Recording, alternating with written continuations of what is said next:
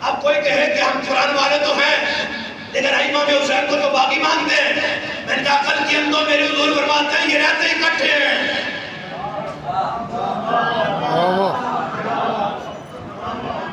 اس کا مطلب ہے تم قرآن والے بھی نہیں ہو، صرف تمہارا دعویٰ ہے. دوسرے کہتے ہیں ہم حسین والے ہیں لیکن قرآن کے پوس نہیں ہے ہی نہیں. میں نے کہا جو قرآن کو نہ مانے وہ حسین نہیں رہتا. یہ معدل سے اعظم کے غلام ہیں جن کے سینوں میں قرآن بھی ہے، محبت حسین بھی. اب سننا ذرا، قرآن اور اہل بیت اکٹھے ہیں جدا؟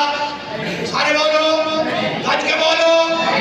اب میری امام حسین کا سر انور دھڑ سے جدا ہو گیا ہے. 10 محرم کا میرا سر جدا ہے، دھڑ جدا ہے. نیزے کی نوک میں تلاوت کی ہے، بتا دی ہے یزیدیوں میرے نانا کا زندہ معجزہ دیکھو، حسین کا سر دھڑ سے تو جدا ہے، قرآن سے جدا نہیں. اس گردن پہ میرے نانا بوسے دیتے تھے.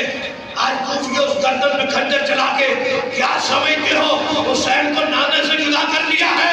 نیزے کی نوک میں سر حسین کانما رات نبیہ وکلمہ، اور میں نیزے پہ چڑھ کے حسین تلاوت قرآن بھی کر رہا ہے، نانا کا دیدار. سمجھ آئی جناب؟ یہ شان، یہ عظمت، یہ مقام، یہ مرتبہ ہے. میرے حضور نے فرمایا میرا صحابی ایک مٹھی جو خرچ کرے، بعد والا احد پہاڑ سونا خرچ کرے برابر.